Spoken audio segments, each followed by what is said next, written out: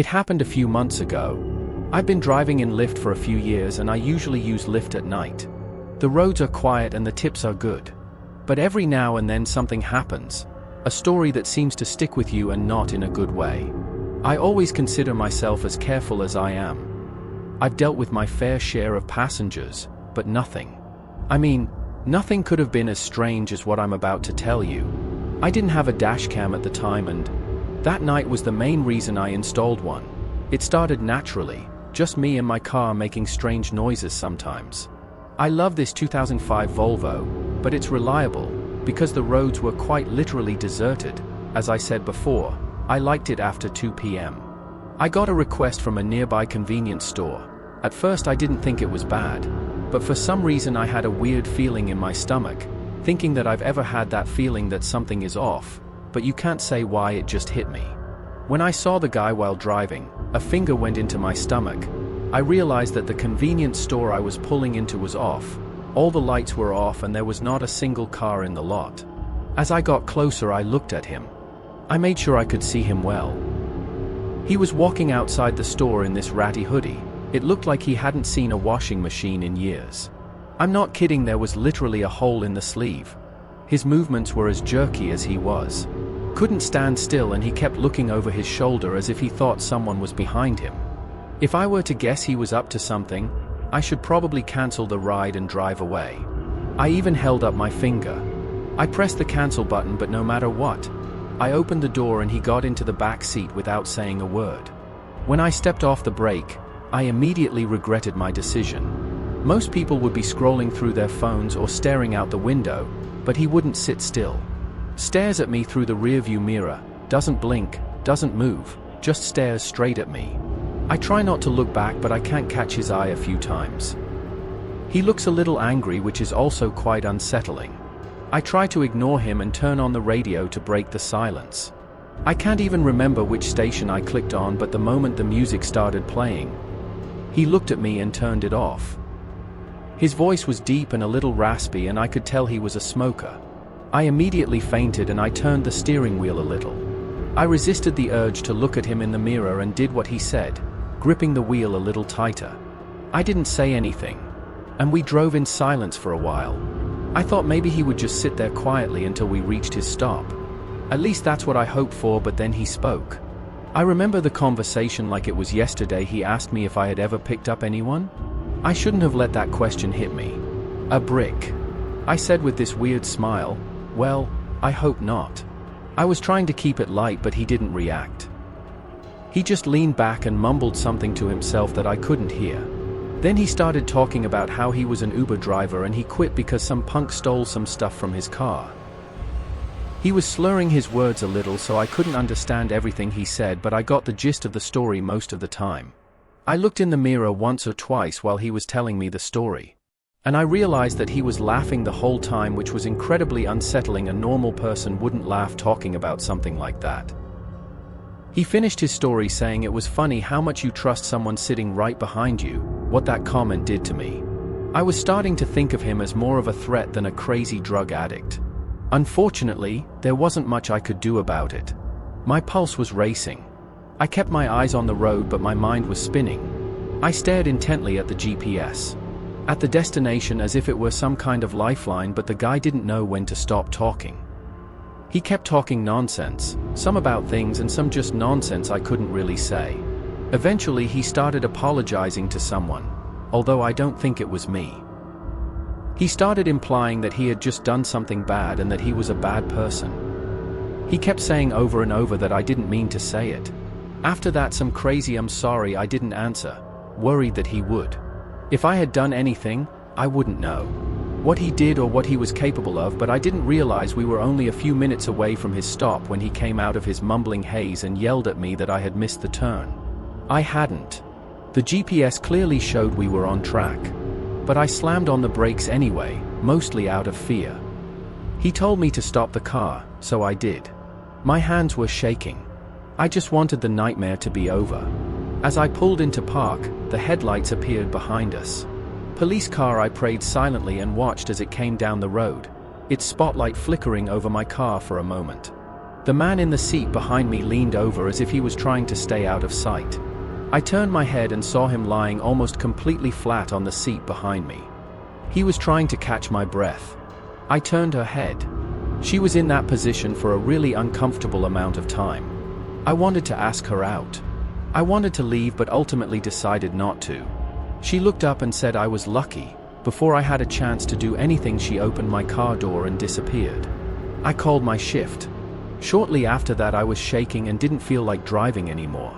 It wasn't until a few weeks later that I saw something on my phone that proved how dangerous a situation I was in. According to a news report, the night I picked up that passenger, a convenience store had been robbed. It was only 2 blocks from where I picked them up. That guy. It upsets me to know that I was inches away from a dangerous criminal who, if he could have hurt me, would have hurt me. I'm a little afraid to contact the police about this. I try to avoid law enforcement for various personal reasons. I'm not really sure if my report will help in any way. I'm much more careful about who I let into my car. Music. I used to live in the city. The urban lifestyle is honestly what I always imagined for myself. I wouldn't do it.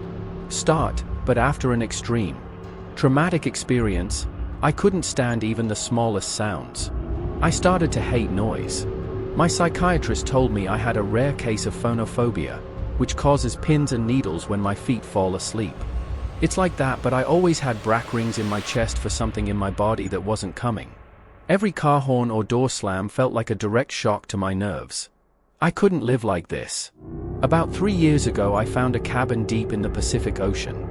I don't want to say exactly where it was because you'll figure it out soon enough, but I'll just say it was somewhere in Oregon. It seemed perfect. There were very few neighbors, no traffic, no cell service, but what really sold me was the lack of noise. It was just me, and for the first time in months there was peace and quiet. I thought I could actually feel safe. The cabin itself was small but reasonably comfortable. It was exactly what the listing promised. You could tell it was built to last, with thick wood beams and a solid stone fireplace. It smelled like pine and old books. When I first walked in, you know, that kind of earthy smell that almost feels comforting. For those of you who have gone skiing before, the nearest neighbor was about a 10-minute walk down a narrow dirt road like that old cabin-style bed and breakfast. I didn't meet him right away, though. The first few days I just basked in the silence. I woke up to the sound of birds instead of sirens, and at night all I could hear was the wind.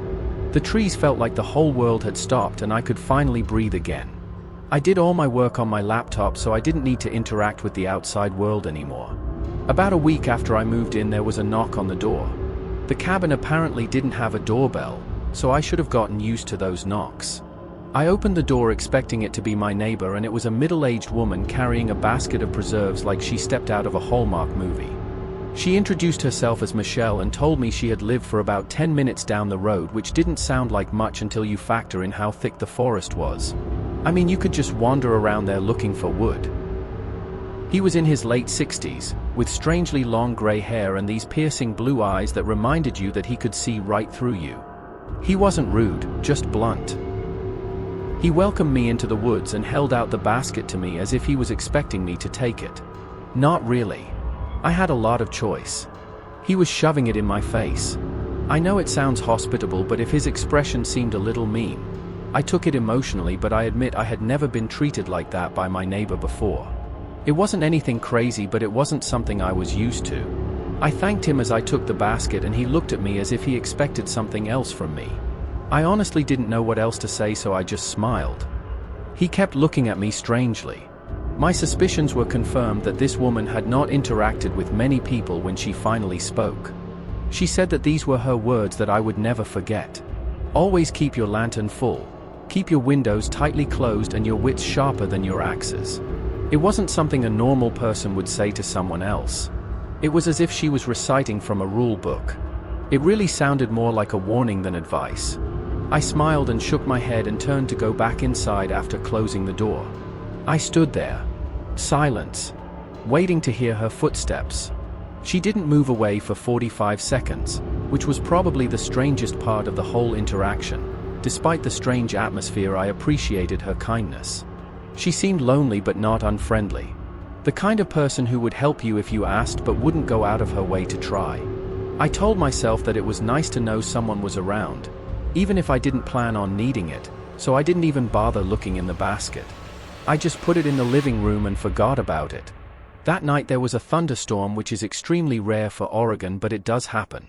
I lit a few candles and curled up on the couch with a book, trying to ignore the lightning that was flickering every few minutes. Some of you might find this kind of isolation scary, but I actually liked it because my brain wasn't afraid of the natural sound of lightning. It was actually that particular storm that gave me that perception. I listened carefully to everything outside, and it was I said. Soothing, but of course that peaceful feeling didn't last. A few hours after the storm started, there was a knock on the door that almost made me jump out of my skin.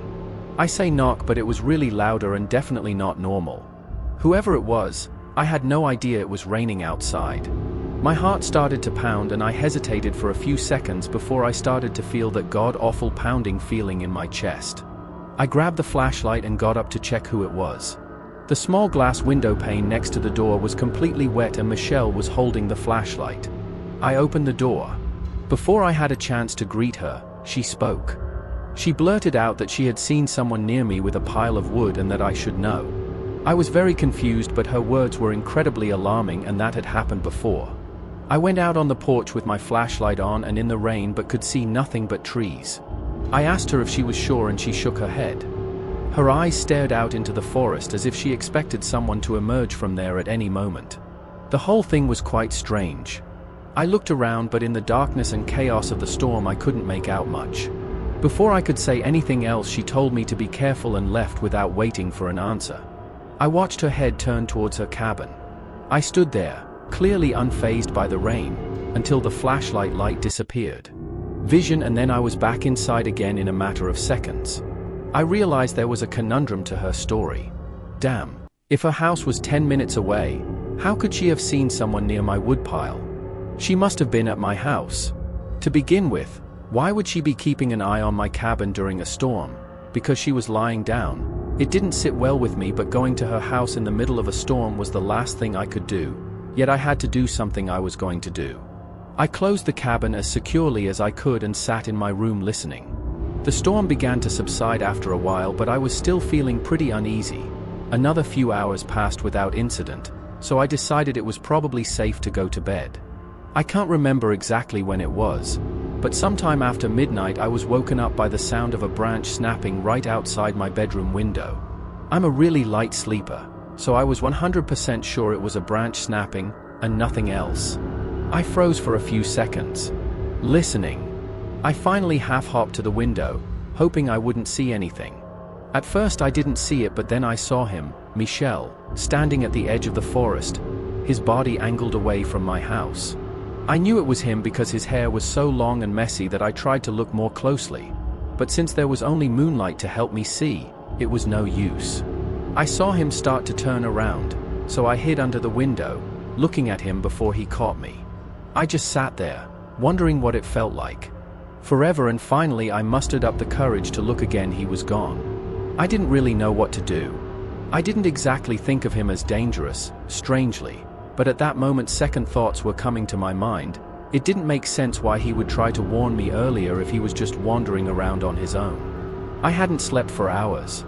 I was pretty tired, just ready to stay awake until sunrise. A few hours passed and I was starting to get tired. Finally I started to let my guard down. There was a knock on the door. It wasn't like a knock. It had actually been a bit quiet before, but I wasn't going to get up under any circumstances. The pins and needles started to jingle again as I quietly walked towards the door. I took a blinding look through the pain and froze in horror. It wasn't Michel. It was a scruffy bald man with a thick beard. I had to fight with every bone in my body not to scream in fear. The situation instantly went from 6 to 10. I went back to my bathroom as quietly as I could. I closed the door and called the police, because I was talking to them on the phone.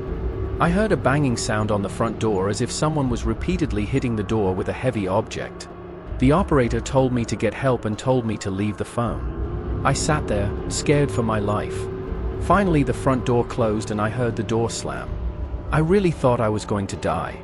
Whoever the man was, at least as he started to break things in my cabin, I heard the sound of breaking glass and splintering wood.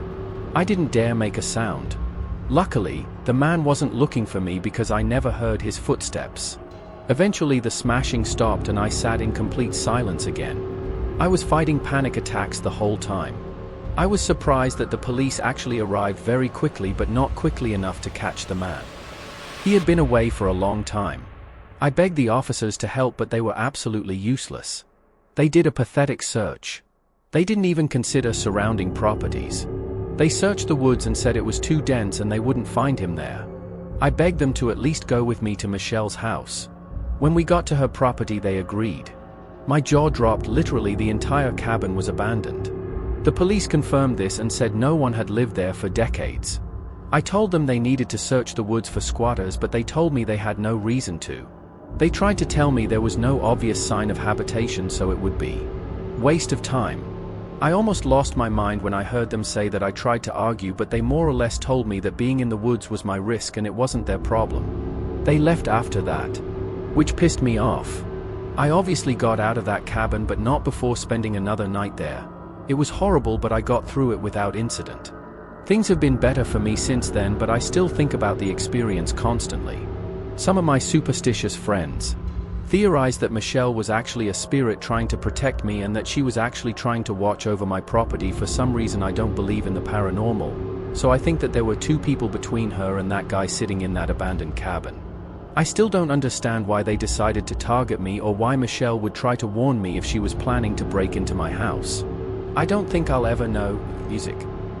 My name is Luke, my girlfriend is Catherine. And 3 years ago, when I was a freshman in college, we went to Stanford, which has been my dream school since I was 8 years old. Neither of us are very far from California.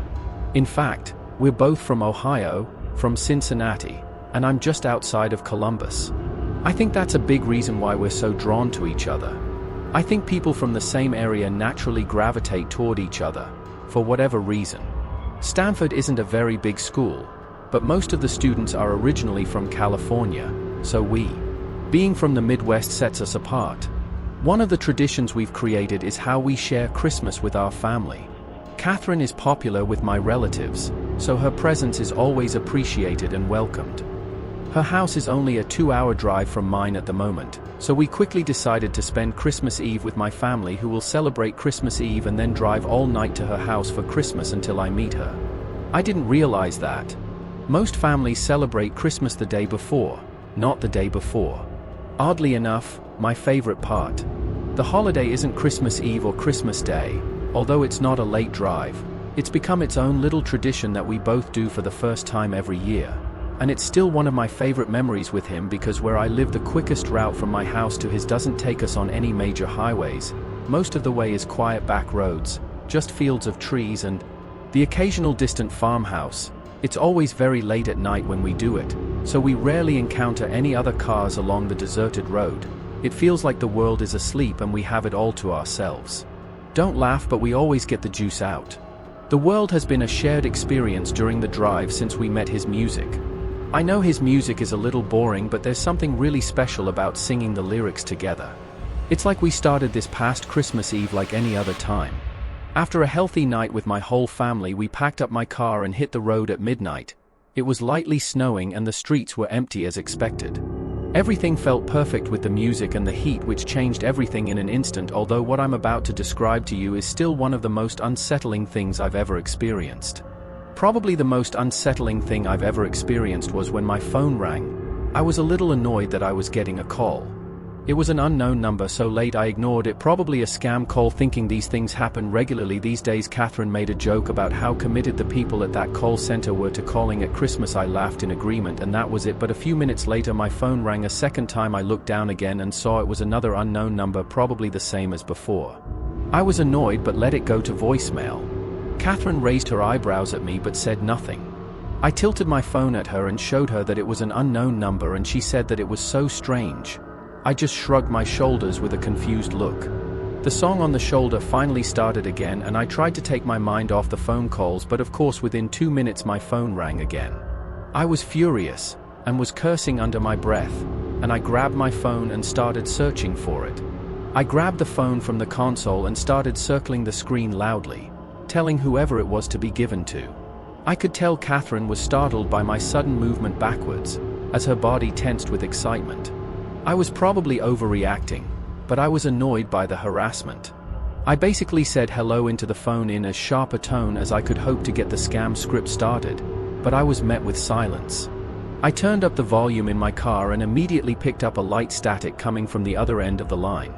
I was about to hang up when a male voice said. The voice didn't belong to anyone I knew. "Hello, Luke." I was so dazed I almost stepped off the road. I couldn't speak. My whole body started to itch, which always happens to me when I'm nervous. Before I could answer, the man continued. He started telling me personal information, my full name, my address, details about my life that no stranger would know, details that no stranger would know. My mind was racing, trying to make sense of what was going on. I wanted to pull over to the side of the road, but I was driving like I was in some kind of trance. I thought about yelling at him but decided that anger wasn't the best way to go in this kind of situation. After pausing for a moment, I finally spoke. I asked him what he wanted, trying to hide his fear. After the voice stopped, he said words that made my blood run cold. He said, "He's not here for me. He's here for Catherine." Hearing my girlfriend's name was about 100 times scarier than hearing my own name, and the look of horror on his face told me that I was as shocked as I was. I clarified that I didn't know a Catherine who had the wrong number. The man laughed and said that he was sitting next to you. "That's too much for me." I pulled over to the side of the road. I had no choice. My hands were literally shaking. I was about to say something when Catherine, in one fluid movement, put her hand in my lap and hung up the phone. I literally screamed in her face why she hung up on a stranger, which she was doing. A personal threat to us. She didn't answer, just stared at me with scared eyes. I tried desperately to call her. Once, twice, 3 times the number was returned but never did. Catherine told me to drive on, which I finally did, but before asking her she told me she was scared and I couldn't blame her for hanging up, which I guess was fair. I drove on in silence, but I still couldn't understand why she would hang up. I don't know if I was more angry or scared. A part of me was hoping the number would come.